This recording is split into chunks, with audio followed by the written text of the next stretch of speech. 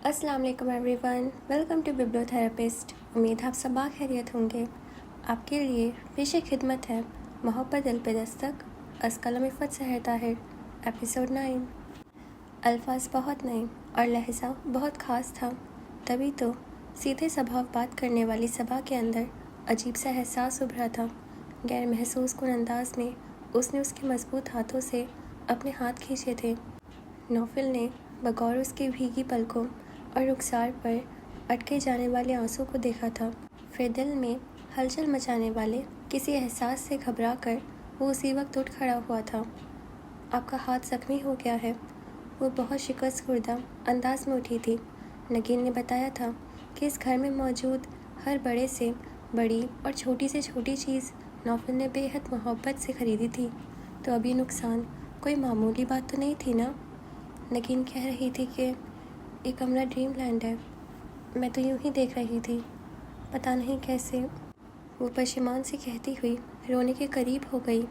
इस कदर सादगी और मासूमियत नौफिल को शर्मतर कर गई थी। कम ऑन सबा, ऐसे डेकोरेशन पीसेस तो चंद रुपयों में मिल जाते हैं। दफतन नौफिल ने हंसकर कहा तो वो बेयकीनी से उसे देखने लगी। नौफिल से निगाह चुराना मुश्किल होने लगा। आप सच कह रहे हैं? बिल्कुल, देखा नहीं आपने किस कदर नाकिस था, गिरते ही सैकड़ों टुकड़ों में तकसीम हो गया। वो लापरवाही से कह रहा था, मगर अंदाज और लहजा यकीन दिलाने वाला था। मगर ये तो इतना खूबसूरत था। सबा ने बेहद दुख से उन बिखरे टुकड़ों को देखा, जो अब शक्ल और हैसियत के साथ साथ अपनी औकात भी खो चुके थे। सो वॉट, इतना कीमती तो फिर भी नहीं था कि उसकी खातिर आप अपने आंसू बहाएं। नौफिल का लहजा फिर से बहका तो वो हवास में आने लगी। चेहरे की सुर्खी वापस लौटी तो उसने हाथ की पुश्त से चेहरा रगड़ कर आंसुओं के दाग साफ करने की स्याह की। मैं ख्वामखा ही। उसकी खफ्त ज़दा शक्ल पर नौफिल को तरस आने लगा। साफ लग रहा था कि अब वो वहाँ से भागने के चक्कर में है। आपकी हथेली पर खराश आई है, उन पर क्रीम लगा ले, नौफिल ने कहा तो उसने नफ़ी में सर हिला दिया। दोनों हाथ यूँ पीछे कर लिए जैसे वो ज़बरदस्ती लगा ही देगा। यूँ तो सब पूछेंगे कि क्या हुआ है। नौफिल ने बमुश्किल मुस्कुराहट दबाई थी। आप छुपाना चाह रही हैं सबसे? नहीं, वो खफ्त से सुर्ख पड़ गई। मगर अम्मी से डांट पड़ेगी। ओके, जैसे आपकी मर्ज़ी। यहाँ नहीं तो घर जाकर कोई क्रीम ज़रूर लगा लीजिएगा, नौफिल ने उसके चेहरे पर बहुत नर्म सी निगाह डालते हुए कहा। तो उसकी नज़रों का मतलब ना समझते हुए भी सबा का वहाँ मज़ीद खड़े होना महाल होने लगा। थैंक यू, झुकी पलकों के साथ कहते हुए वो पलटकर दरवाजे तक गई और वहाँ रुक कर अपने जूते पहनने लगी। ये अपने हाथ में रखें। नौफिल ने ख्याल आने पर टिश्यू पेपर्स के डब्बे में से 2-3 टिश्यू निकाल कर उसको दिए थे, जिन्हें थामते ही वो बाउजलत दरवाजे से निकलती चली गई। बहुत लतीफ़ और दिलकश एहसास में घिरा नौफिल बेसाख्ता हंस दिया था। खाने की मेज़ पर वो बहुत खामोश और कतराई हुई सी रही। अब तो यही जी चाह रहा था कि जल्दी से जल्दी घर जाया जाए। सच्ची सच्ची बताओ, आपने इनमें से कौन सी डिश बनाई है? वजदान अभी भी नगीन का दिमाग खा रहा था। सिर्फ रशियन सलाद, क्योंकि उसको सिर्फ बनाना पड़ता है, पकाना नहीं, नौफिल ने अपनी प्लेट पर से सिर उठाए बगैर इत्मीनान से कहा तो वो सब हंस दिए। वो साथ ही तो बैठा था। नगीन ने पहलू में हाथ मारकर खामोश रहने का सिग्नल दिया तो उसे देखकर हंस दिया। भाई, आप लोग ख्वामखा मेरी बेटी को तंग मत करें, ताईजान ने कहा तो नगीन ने अपनी सफाई पेश की। नूरी अकेली तो खाना नहीं बनाती, साथ में भी उसकी हेल्प करवाती हूँ। हर नई डिश हम दोनों मिलकर बनाते हैं और मिलकर ही खाते हैं, क्योंकि मुझे और अम्मी को अपनी ज़िंदगी बहुत अजीज़ है। नौफिल शरारती पर आमदा था और उसके गैर मुतवक्को बशाशत सालिहा बेगम को बहुत अच्छी लग रही थी, वरना पिछले 4 सालों से तो वो मिलकर हंसना भी भूल गया था। उन्होंने बेख्तियार दिल में उसकी दायमी मुस्कुराहट की दुआ मांगी थी। कर ले तंग, अब तो फाके करवाऊंगी आपको, नगीन चढ़कर बोली थी। होटल जिंदाबाद डियर सिस्टर, तुम जैसे लोगों के बनाए हुए खानों से बचने के लिए ही होटल बने हैं, वो मुस्कुराते हुए बोला। پھر بہت غیر متوقع طور پر اپنے سامنے والی کرسی پر بیٹھی صبا سے مخاطب ہوا۔ ایکسکیوز می، ذرا ایک گلاس پانی دے دیں پلیز۔ اس نے بے حد گڑبڑا کر نوفل کی طرف دیکھا۔ بے ضروری سی مسکراہٹ کے ساتھ وہ منتظر تھا۔ جگہ اس کے پاس ہی دھرا تھا۔ اس نے خاموشی سے گلاس میں پانی انڈیل کر اس کی طرف کھسکا دیا۔ Thank you. اس کے شکریہ کے جواب میں وہ کچھ کہے بنا دوبارہ اپنے کھانے کی طرف متوجہ ہو گئی۔ نوفل کا سامنا کرنے کی تو گویا تاب ہی نہیں رہی تھی۔ ابھی کچھ دیر پہلے ہی تو اس کا نقصان کر کے آئی تھی اور پھر آ کر کرسی کے آگے اس واقعے کا ذکر بھی نہیں کیا تھا۔ اوپر سے وہ آ کر سامنے براجمان ہو گیا تھا۔ اس کا انداز صبا کو کچھ الجھانے لگا تھا۔ اس کی آنکھوں میں صبا کو دیکھ کر چمک ابھرتی تھی، مگر وہ ڈرانے والی چمک نہیں تھی، کیونکہ اس کے ساتھ ساتھ اس کے ہونٹوں پر مسکراہٹ ٹھہرنے لگتی تھی۔ چائے کے بعد وہ لوگ فوراً ہی اٹھ گئے، کیونکہ انس انہیں لینے آ گیا تھا۔ یہ تو زیادتی ہے آنٹی، میں خود آپ کو ڈراپ کراتا، نوفل نے کہا تو چچی جان مسکرا دیں۔ اب تو آنا جانا عمر بھر کا ہے بیٹا، خاطر جمع رکھو، پھر کبھی صحیح۔ اینی ٹائم آنٹی، وہ ان کے آگے جھک کر مسکراتے ہوئے بولا تو انہوں نے اس کے شانے پر محبت آمیز ہاتھ پھیرا تھا۔ بہت بہت شکریہ آنٹی، صرف اچھے کھانے کا بلکہ آپ لوگوں کی بہترین کمپنی کا بھی، صبا نے آ کر صالحہ بیگم سے الوداعی ملاقات کے دوران شائستگی سے کہا۔ آپ کا بھی شکریہ کہ آپ نے ہمیں میزبانی کا شرف بخشا۔ نوفل یوں اچانک کہہ دے گا صبا کے وہم و گمان میں بھی نہیں تھا۔ اس نے سٹپٹا کر اس کو دیکھا۔ ہونٹوں پر ہلکی سی دل فریب مسکراہٹ لیے وہ اسی کو دیکھ رہا تھا۔ ادینہ کے اندر کسی عجیب سے احساس نے اپنا پاؤں دھرا تھا۔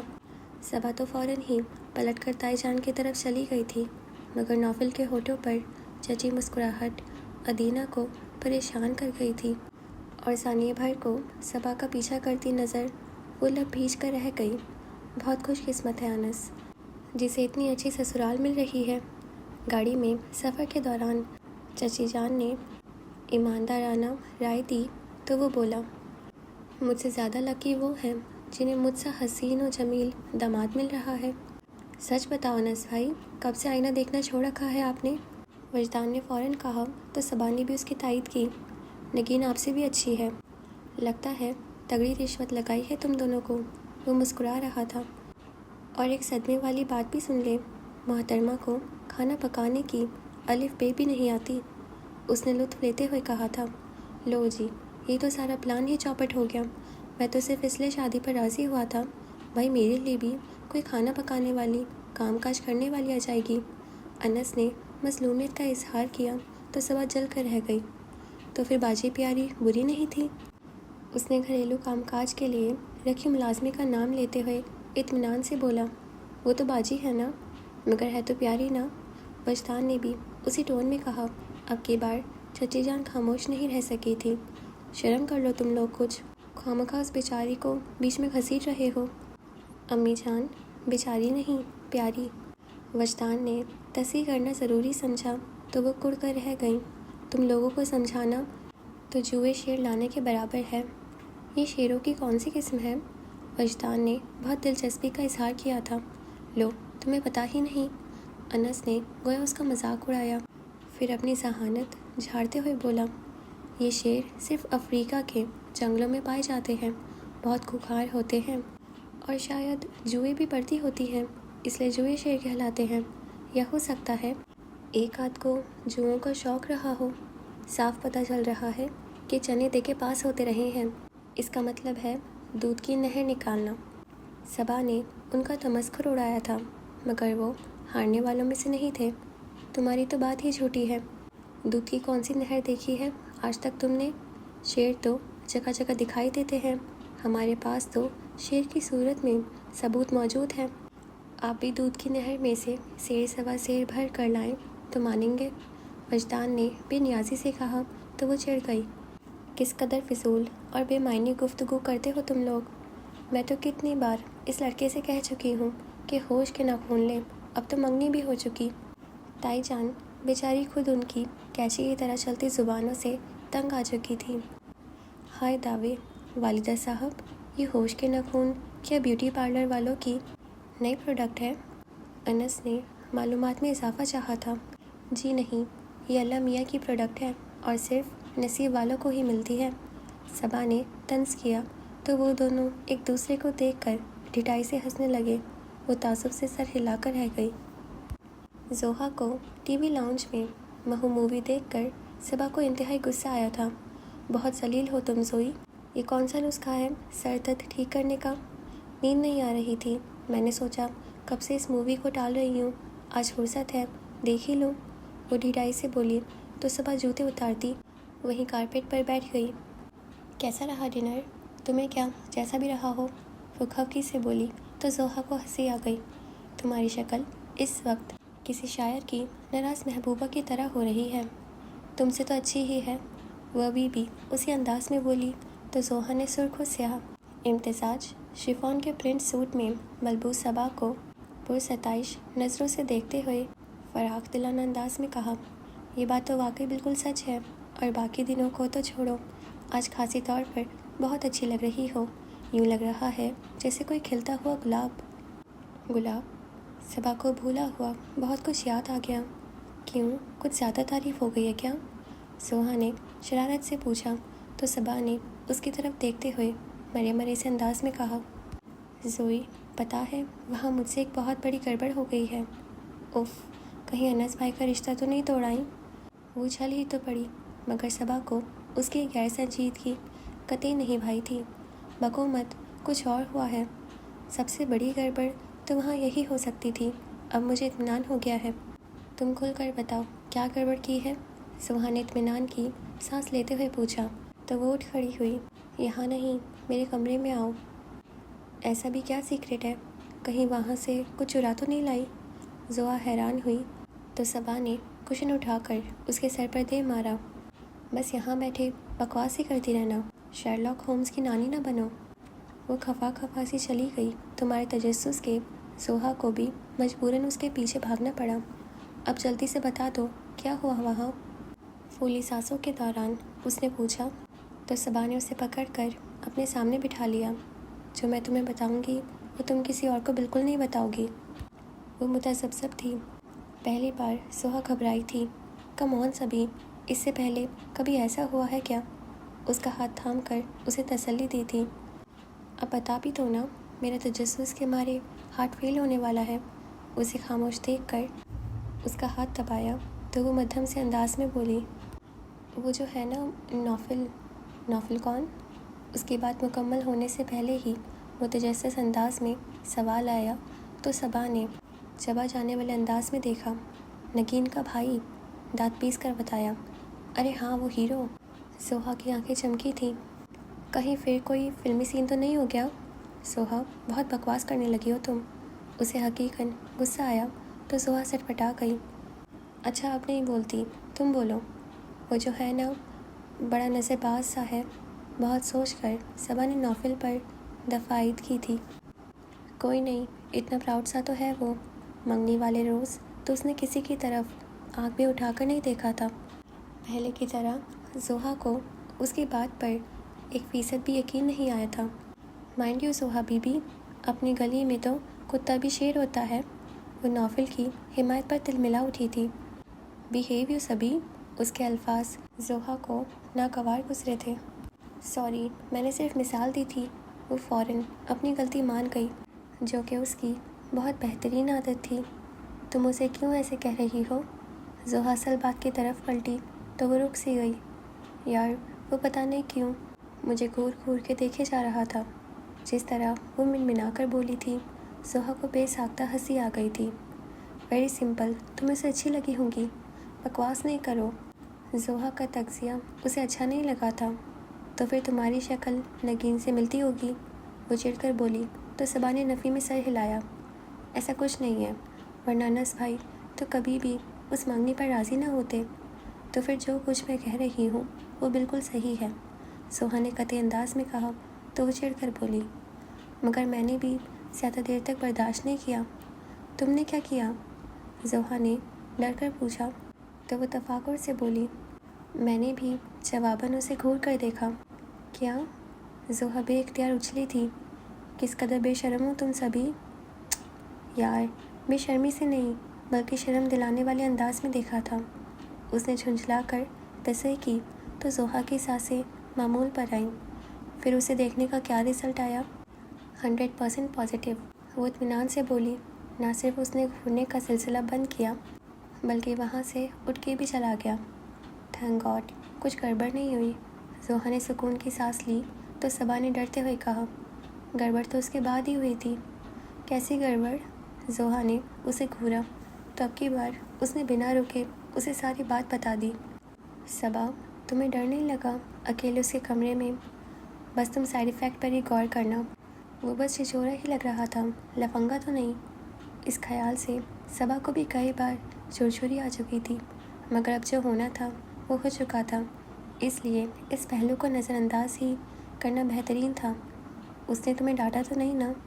زوہا نے تفتیشی کا آغاز کیا تو صبا نے نفی میں سر ہلاتے ہوئے ایمانداری سے کہا. بلکہ وہ تو میرے ہاتھ پر آئی خراشوں پر کریم بھی لگانے کو تیار تھا. اف لگوا لی.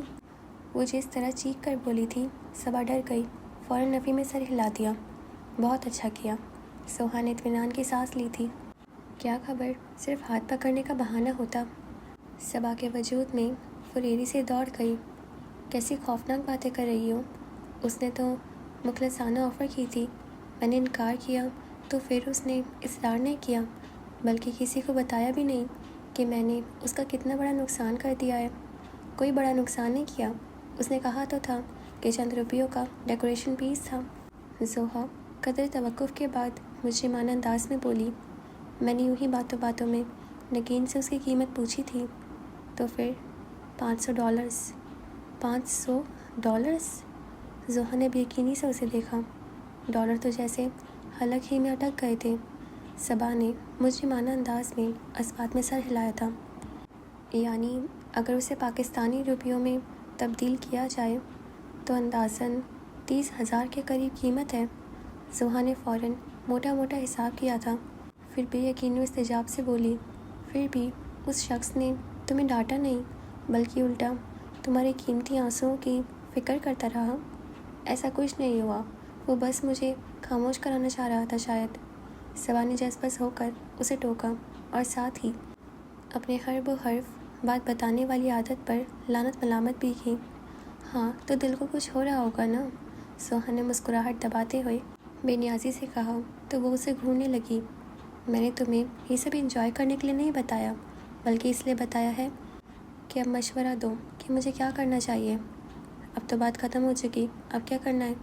زوہا نے اس سے فہمی انداز میں بھویں اچکا کر کہا تو وہ بے یقینی سے بولی. تمہارا مطلب ہے کہ بات ختم ہو چکی ہے؟ بالکل، وہ والی بات ختم اور نئی بات شروع. اس نے آرام سے کہا تھا. نئی بات کیا؟ صبا نے تحیر سے اسے دیکھا تھا. نئی بات یہ کہ وہ موصوف تم میں انٹرسٹڈ ہے. زوہا کے اطمینان سے کہی گئی بات صبا کے لیے کسی دھماکے سے کم نہیں تھی. حواس میں تو ہو تم؟ وہ گرائی تھی. میں بالکل حواس میں ہوں مائی ڈیئر. یہ میں نہیں بلکہ حالات و واقعات کہہ رہے ہیں. زوہا کا اطمینان قابل داد تھا. اصل میں تو تم اس بندے کو منگنی والے روز ہی اچھی لگ گئی ہوں گی. اس دن بھی تو ٹکرائے تھے نا. کوئی نہیں، خواہ مخواہ تکے مت لگاؤ. صبا کا دل گھبرانے لگا تھا. اوکے، ہم کون سا رشتہ طے کرنے بیٹھے ہیں، جب وقت آئے گا دیکھا جائے گا. زوہا نے اسے خوفزدہ دیکھ کر تسلی دی تھی. پھر پرسوچ انداز میں بولی. ویسے اس بندے کا جتنا تم نے نقصان کیا ہے اس کی پینلٹی تو دینی چاہیے تمہیں. میں کیا پینلٹی دے سکتی ہوں؟ میرے تو جمع پونجی بھی 30,000 نہیں ہوگی. وہ بدکی تھی.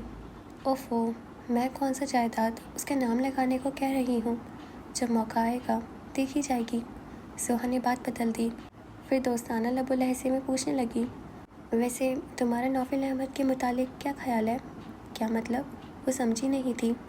مطلب یہ کہ تمہارے دل کی گھنٹی بجی کہ نہیں. وہ شرارت سے بولی تو اسے گھورتے ہوئے صبا نے چٹکی بجائی. اٹھو اور دفع ہو جاؤ، تمہیں سخت نیند آ رہی ہے. بتا دو یار، پھر چلی جاؤں گی. زوہا نے کہا تو وہ سختی سے پر لہجے میں بولی. نہ بھی نہ پھر کبھی. نوفل احمد میری چوائس کبھی نہیں ہو سکتا. کوئی خاص وجہ؟ زوہا کو تحیر نے آ گھیرا. تو وہ بھی ایک دم سے مسکرا دی۔ کوئی خاص وجہ نہیں، سوائے اس کے کہ اسے دیکھ کر میرے دل کی گھنٹی نہیں بجی۔ صحیح جا رہی ہو؟ سہا اٹھ کھڑی ہوئی تھی۔ ہمراہ کا فون نہیں آیا؟ صبا نے چھوٹی بہن سے متعلق پوچھا جو مریم پھپھو کی طرف گئی ہوئی تھی۔ نہیں، بلکہ مجھے خود فون کرنا پڑتا ہے محترمہ کو یاد دلانے کے لیے کہ ان کا ایک عدد کالج بھی ہے جس کی وہ نئی اسٹوڈنٹ بنی ہوئی ہیں، اس لیے آ جائیں واپس۔ زحا نے تفصیل بتائی تو وہ اس انداز پر مسکرا دی۔ زحا جاتے جاتے دروازے کے قریب رکی تھی۔ ویسے سبھی، تم کوشش کر کے دل کی گھنٹی کو ذرا ہلاؤ ڈلاؤ، شاید اسے زنگ لگ چکا ہے، کیونکہ نوفل احمد بندہ تو بہت زبردست ہے۔ صبا کی خونخوار نظروں سے ڈر کر وہ بھاگ لی تھی۔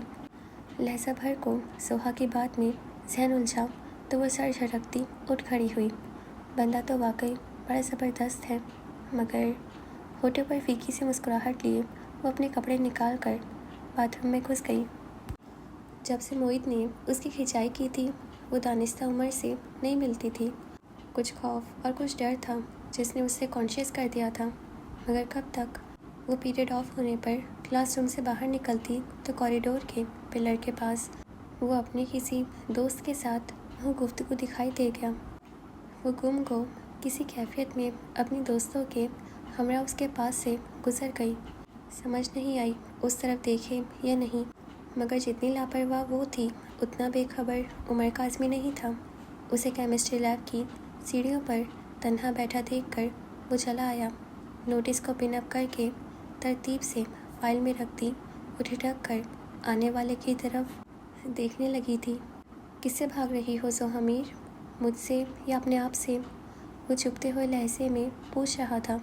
وہ کچھ بولے بغیر دوبارہ اپنی مصروفیت میں گم ہو گئی تو وہ لب بھیج کر لہجہ بھر اسے دیکھنے کے بعد اسے فاصلے پر بیٹھ گیا۔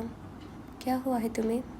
کچھ بھی نہیں ہوا، اس نے بیزاری سے فائل بند کرتے ہوئے کہا تو وہ چہرہ موڑ کر دیکھنے لگی۔ پھر اتنے دنوں سے ملی کیوں نہیں؟ کیوں ملتی؟ وہ بہت تیکھی ہو رہی تھی۔ عمر نے قدر دھیان سے اس کے تاثرات دیکھے تھے۔ کیا ہمارے درمیان ایسا کوئی تعلق نہیں ہے جس کے بلبوتے پر ہم مل سکیں؟ اپنی حیرت اپنے ٹھنڈے پن میں چھپا کر وہ سکون سے بولا تھا۔ تو اس کے لیے روز ملنا کیا ضروری ہے؟ اس نے تنک کر پوچھا تو اس کے شاہانہ انداز پر بے ساختہ مسکرا دیا۔ ناراض ہو کسی بات پر؟ یقین سے پوچھا تو وہ چپ ہو گئی۔ پھر قدر توقف کے بعد ناراضگی سے بولی، تمہاری بے احتیاطی رنگ لے آئی ہے۔ اس روز موعد نے ہمیں ریسٹورنٹ میں دیکھ لیا تھا۔ او نو، پھر؟ اس کے انداز میں تشویش اتر آئی تھی۔ پھر وہی ہوا جو ہو سکتا تھا، اس نے مجھے خوب جھاڑا اور تم سے ملنے سے سختی سے منع کر دیا۔ وہ تڑپ کر بولی تو عمر نے اطمینان سے کہا، یہ تو اس نے بالکل ٹھیک کیا، نائس مین۔ بکو مت، تمہاری وجہ سے پہلی بار میں نے اس کی ڈانٹ ٹپٹ سنی ہے، اور تمہیں ابھی بھی وہ نائس مین لگ رہا ہے؟ زحا کو شدید غصہ آیا تھا۔ دیکھو، اگر وہ چاہتا تو تمہاری پوری فیملی کو یہ بات بتا سکتا تھا، مگر اس نے صرف تمہیں ڈانٹا، جو کہ اس کا فرض تھا اور حق بھی۔ عمر نے رسانیت سے کہا تو اسے رونا آنے لگا۔ میری اتنی انسلٹ ہو گئی اور تمہیں یہ سب معمولی بات لگ رہی ہے؟ دیکھو زحا، یہ انسلٹ اس انسلٹ سے بہتر ہے جو سب گھر والوں کے درمیان ہوتی، اور میں اس بات سے شرمندہ ہوں کہ میری وجہ سے یہ سب ہوا۔ مجھے اس روز اصرار ہی نہیں کرنا چاہیے تھا۔ وہ واقعی شرمسار ہو رہا تھا۔ اس نے اور تو کچھ نہیں کہا، زیادہ تو ہوٹلنگ پر ہی ڈانٹ پڑی ہے، زحا نے کہا تو وہ اعتراف کرنے والے انداز میں بولا، وہ بھی ٹھیک تھا، جس طرح تمہیں اس نے دیکھ لیا کوئی اور فیملی ممبر بھی دیکھ سکتا تھا۔ I am sorry. اوکے جی، تو ہمارا ایپیسوڈ یہیں پہ ختم ہوتا ہے، اور اب تک آپ کو کیسا لگ رہا ہے آپ مجھے ضرور بتائیے گا۔ اور آپ کو کیا لگتا ہے آگے کیا ہوگا؟ مطلب نوفل اور صبا، ان کی شادی کس طرح ہوگی، یا پھر زحا اور عمر کاظمی کی؟ اوکے، تو خیر چلیے دیکھتے ہیں آگے کیا ہوتا ہے، اور اب ہم آپ سے کل ملیں گے، اور آپ اپنا خیال رکھیے گا۔ ہمارے چینل پلیز سبسکرائب کر دیجیے اور ہمارے انسٹاگرام کو فالو کر لیجیے۔ خدا حافظ۔